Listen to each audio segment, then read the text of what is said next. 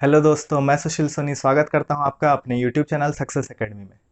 तो दोस्तों 2020 बहुत ज़्यादा बुरा ईयर रहा है हम लोग के लिए।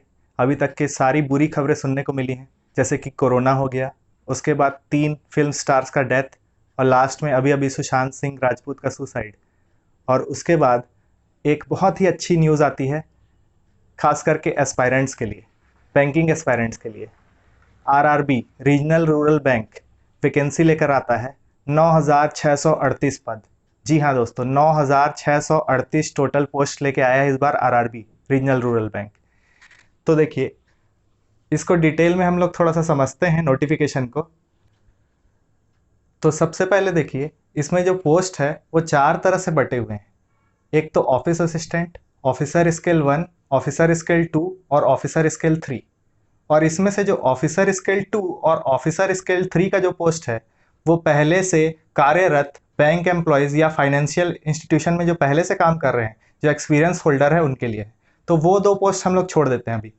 अभी जो नॉर्मल एस्पायरेंट है उसके लिए 2 पोस्ट बचते हैं, ऑफिस असिस्टेंट और ऑफिसर स्केल 1। तो ऑफिस असिस्टेंट में 4,624 पोस्ट है। अब ये जो 4,624 पोस्ट है, ये हम लोग के 43 आरआरबीज में मर्ज्ड है। सब मिला के ये पोस्ट हैं 4,624। जैसे छत्तीसगढ़ के लिए छत्तीसगढ़ राज्य ग्रामीण बैंक है, उड़ीसा के लिए उड़ीसा ग्रामीण बैंक है, तो इसी तरीके से 43 हमारे ग्रामीण बैंक है, उसमें सब पोस्ट मिला के ये है 4,624। और ऑफिसर स्केल 1 के 3,800 पोस्ट है। Officer scale 1 is equivalent to PO, IBPS का जो आप लोग पीओ देते हैं वही इक्विवेलेंट है इसके। इसमें पोस्ट मिलता है असिस्टेंट मैनेजर का, और इसको बोलते हैं मल्टीपर्पज। तो ये टोटल हम लोग के पोस्ट हैं। तो 3,800 पोस्ट मतलब ह्यूज अमाउंट ऑफ पोस्ट है आपके पीओ के लिए। और छत्तीसगढ़ की बात करूं तो मैं जैसे छत्तीसगढ़ का रहने वाला हूं, तो 100 पोस्ट है पीओ के लिए। इसके बाद बात करते हैं हम लोग क्वालिफिकेशन की, कि क्या क्या क्राइटेरिया है इसके फॉर्म को फिल करने के लिए। तो देखिए, सबसे पहले आपको मैं बता दूं कि आप एक नॉर्मल ग्रेजुएट होने चाहिए, चाहे आप किसी भी स्ट्रीम से हो, चाहे आप साइंस से हो, कॉमर्स से हो, चाहे आप एक इंजीनियरिंग होल्डर हो, आप इस फॉर्म को भर सकते हैं। और आपको कोई मिनिमम पासिंग परसेंटेज की भी ज़रूरत नहीं है। लाइक दूसरे एग्जाम्स में होता है कि 50% मिनिमम क्राइटेरिया होता है, इसमें कुछ भी नहीं है ऐसा। उसके बाद बात करूं मैं एज की, तो ऑफिसर स्केल 1 के लिए जो एज है वो है अप टू 30 ईयर्स।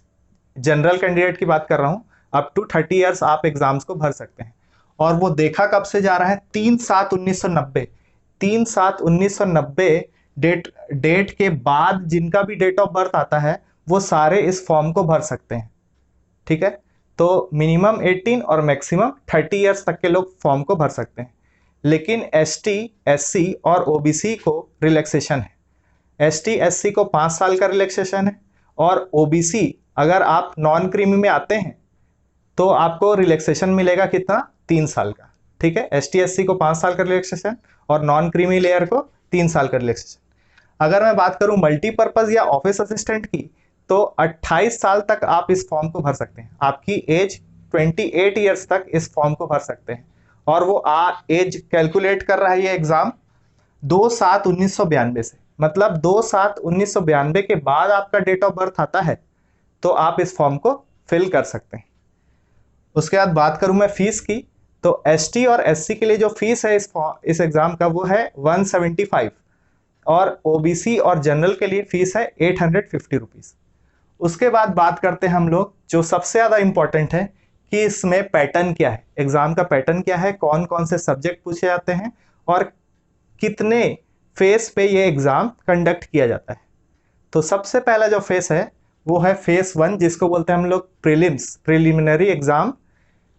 तो इसमें देखिए, आपके पास 2 सब्जेक्ट बस पूछे जाएंगे, रीजनिंग और न्यूमेरिकल एबिलिटी। न्यूमेरिकल एबिलिटी मतलब एप्टीट्यूड, और उसी को हम लोग मैथ्स भी बोलते हैं। तो दोनों के 40-40 क्वेश्चन रहेंगे और 40-40 मार्क्स के होंगे। तो टोटल 80 क्वेश्चन रहेंगे आपका, 80 मार्क्स का। और उसके लिए जो टोटल टाइम मिलेगा आपको, कंपोजिट टाइम। कंपोजिट टाइम मतलब इसमें सेक्शन वाइज टाइम अलॉटेड नहीं है, जैसे आजकल बाकी बैंकिंग एग्जाम्स में होता है कि इसके लिए 20 मिनट, इसके लिए 20 मिनट, ऐसा कुछ नहीं है। आपको कंपोजिट टाइम दिया गया है 45 मिनट का। आप इस 45 मिनट में चाहें तो रीजनिंग का क्वेश्चन बनाएं या एप्टी का, ये आपकी मर्जी है। हाँ, लेकिन दोनों का इंडिविजुअल कट ऑफ जरूर जाएगा। ठीक है, इसके बाद बात करते हैं, अगर आप पहला फेज क्लियर कर लेते हैं तो आपको मेंस के लिए कॉल जाता है।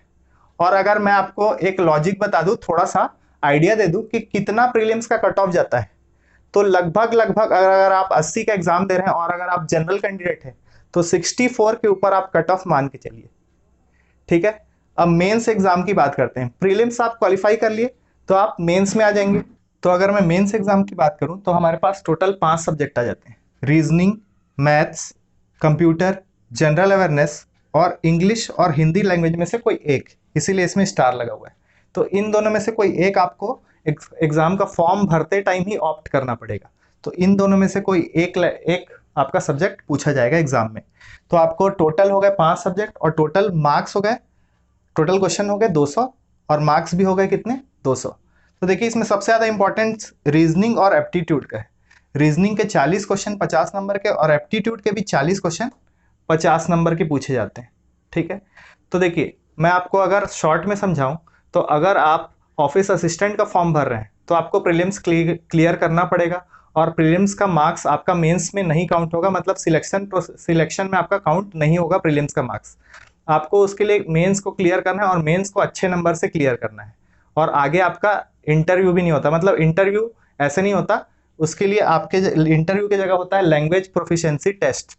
तो आपने जिस भी राज्य से फॉर्म डाला है, तो मान लीजिए जैसे मैं छत्तीसगढ़ का रहने वाला हूं और मैंने फॉर्म डाला है उड़ीसा से। अब उड़ीसा जो राज्य है उसके में जो ग्रामीण बैंक है, मतलब उड़ीसा ग्रामीण बैंक, वो अपना लैंग्वेज उड़िया डाल के रखा हुआ है। ठीक है, तो उसका लैंग्वेज प्रोफिशिएंसी टेस्ट जो होगा वो उड़िया में देना पड़ेगा और मेरे को आता नहीं तो मैं फेल हो जाऊंगा उसमें, मतलब मैं एग्जाम पास करके भी उसमें फेल हो जाऊंगा। इसलिए आप जिस राज्य से बिलोंग करते हैं उसका जो लैंग्वेज दिया हुआ है ऑफिशियल नोटिफिकेशन में, तो मैं एक काम करूंगा, आपका ऑफिशियल नोटिफिकेशन जो है मैं डिस्क्रिप्शन में आपको दे दूंगा, आप वहां से जाके देख लीजिए। अब उसके बाद जैसे कि अगर कोई उड़िया है वो डाल देता है छत्तीसगढ़ से, अब उसको हिंदी अगर नहीं आता तो वो लैंग्वेज प्रोफिशिएंसी टेस्ट में फेल हो जाएगा। तो मेन आपका क्या है ऑफिस असिस्टेंट के लिए, मेंस है। और जो लैंग्वेज प्रोफिशिएंसी टेस्ट है वो आप अगर अपने राज्य से डालेंगे तो आप निकाल ही लेंगे। अगर मैं बात करूं ऑफिसर स्केल 1 की, तो ऑफिसर स्केल 1 में आपको प्रीलिम्स तो क्लियर करना है और उसका मार्क्स नहीं जुड़ता, मेंस का मार्क्स जुड़ता है और मेंस के बाद आपको पर्सनल इंटरव्यू भी देना है। तो मेंस का जो मार्क्स है वो 80% जुड़ेगा और पर्सनल इंटरव्यू का मार्क्स 20% जुड़ेगा, मतलब 80-20 का रेशियो होता है। तो अगर आपका कोई भी डाउट रह गया हो तो नीचे मुझसे कमेंट बॉक्स में पूछ सकते हैं।